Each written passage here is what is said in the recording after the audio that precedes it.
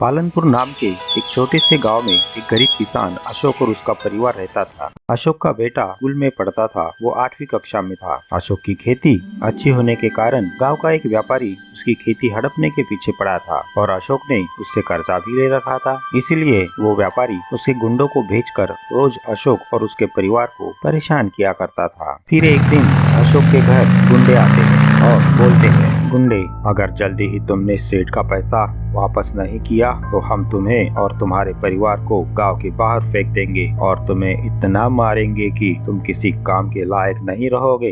पिताजी, वो लोग हमें इतना परेशान करते हैं, आप पुलिस की मदद क्यों नहीं लेते? अगर आपको कुछ हो गया तो हम क्या करेंगे? आप गांव वालों की मदद लीजिए। अरे बेटा, सारा गांव इन गुंडों से परेशान है और उस सेठ से भी। इनके खिलाफ कोई हमारी मदद नहीं करेगा और पुलिस को भी तो इन्होंने अपनी जेब में कर रखा है। पुलिस के पास जाके भी कोई फायदा नहीं, उल्टा हमें ही ज्यादा परेशानी होगी। पिताजी, तो क्या हम इनकी ये दादागिरी ऐसे ही सहते रहे? मेरे मास्टर जी ने सिखाया है कि अन्याय सहन करना भी अन्याय को बढ़ावा देने जैसा होता है। तुम इन बातों में मत पड़ो बेटा, तुम अभी छोटे हो और सिर्फ अपने पढ़ाई पर ध्यान दो। मैं अपने इस खेती को उन गुंडों को हड़पने नहीं दूंगा। पिताजी को परेशान देखकर सोनू को बड़ा दुख होता है। सोनू मन ही मन ठान लेता है कि वो उन गुंडों को भगाकर ही रहेगा और उन्हें ऐसा मजा चखाएगा कि वो गुंडे दोबारा इस गांव की तरफ देखेंगे भी नहीं। सोनू अपने दोस्तों के साथ मिलकर एक योजना बनाता है। पिताजी, मेरे स्कूल का पिकनिक अपरकोट का किला देखने जाने वाला है, क्या मैं जाऊं? सुना है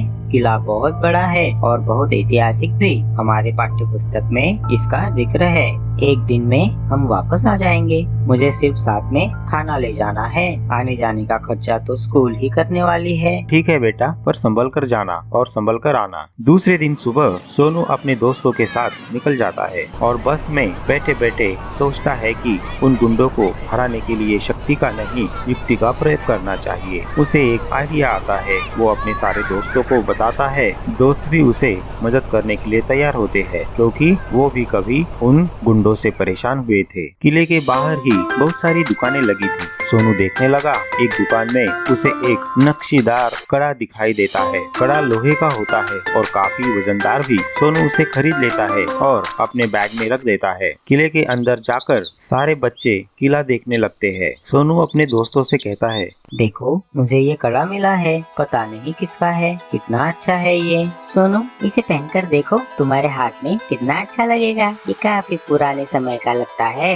अरे, मुझे बड़ा अजीब लग रहा है, मानो सारी शक्ति मेरे इस हाथ में आ गई हो। फिर ये बात सोनू के दोस्त सारी क्लास के बच्चों में फैला देते हैं कि सोनू को कोई पुराना जादुई कड़ा मिला है, जिससे उसके हाथ में बहुत ताकत आ गई है और उससे वो किसी को भी मार सकता है। धीरे धीरे ये बात पूरे गांव में फैल जाती है और उस व्यापारी और उसके गुंडों तक भी ये बात पहुंच जाती है। सेठ, तुम लोग आज ही अशोक के वहाँ जाओ और देखो कि ये बात सच है या नहीं। अगर ये बात सच है तो मुझे वो कड़ा चाहिए, किसी भी कीमत पर, वरना छीन के ले आओ। सेठ, हम आज ही शाम को वहाँ जाएंगे। गुंडे शाम को अशोक के घर जाने निकलते हैं। ये सोनू का दोस्त देख लेता है।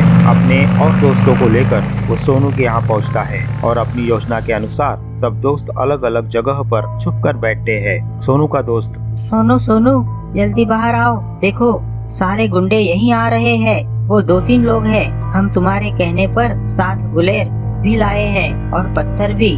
तुम सिर्फ इशारा कर देना, पर सबको बोल दो कि निशाना सिर्फ उन गुंडों पर ही लगाए। तुम चिंता मत करो, हम संभाल लेंगे सोनू। सब छिप जाते हैं और फिर गुंडे आते हैं। ए अशोक, बाहर आ, आज सेठ ने पैसा लाने के लिए बोला है, पर मैंने तो पहले ही बताया था कि फसल का पैसा आते ही मैं सेठ का कर्जा चुका दूंगा। ओए, ज्यादा बोल मत। सुना है तेरे बेटे को कोई जादुई कड़ा मिला है किले पर से। कहाँ है वो? मुझे तो इसके बारे में बताया नहीं है सोनू ने। झूठ मत बोल, चल बुला उसको, मुझे वो देखना है। सोनू, बाहर आओ बेटा, देखो ये लोग क्या बोल रहे हैं। तुम कोई कड़ा लेके आए हो? सोनू हाँ पिताजी। अपने हाथ का कड़ा दिखाने लगता है। गुंडा, चल निकाल इसे, वरना हाथ तोड़ दूंगा। अगर हिम्मत है तो इसे छूकर दिखाओ। ये क्या बोल रहे हो बेटा? दे दो इन्हें वो, वरना ये लोग हमें मारेंगे।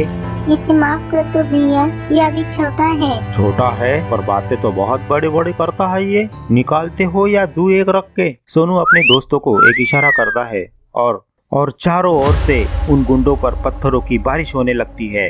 और ये किसने मारा? उई माँ, जोर से लगी। उन गुंडों पर पत्थरों की बारिश और तेज हो जाती है। गुंडे चिल्लाने लगते हैं।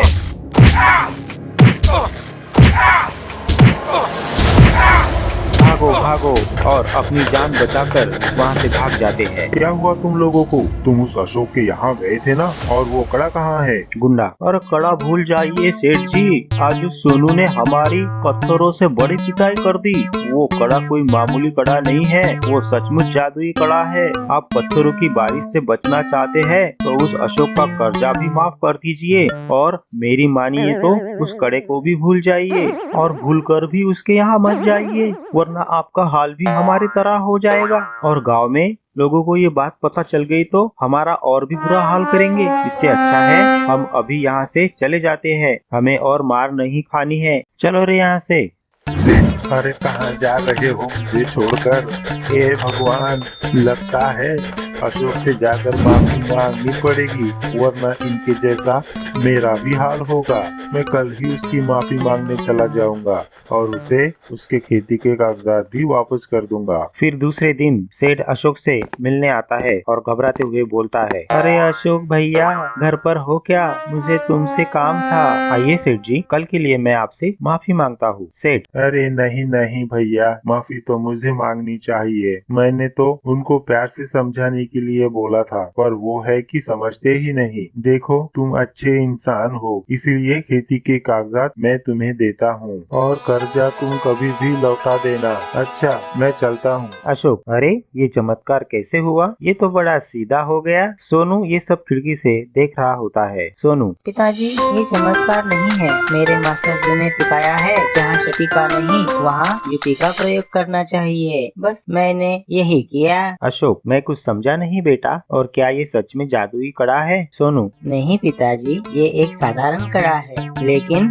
अपने दोस्तों की मदद से मैंने ये बात फैला दी कि ये जादुई कड़ा है, और कल मेरे दोस्तों की मदद से ही उन गुंडों पर पत्थरों की बारिश करवाई। अब वो गुंडे इस गांव की तरफ मुड़ के देखेंगे भी नहीं, और सेठ भी किसी को परेशान नहीं करेगा। अशोक, अरे वाह बेटा, तुम तो बड़े होशियार निकले। बेहतरीन कहानियों के लिए सब्सक्राइब, लाइक और शेयर कीजिए सी टून्स टीवी।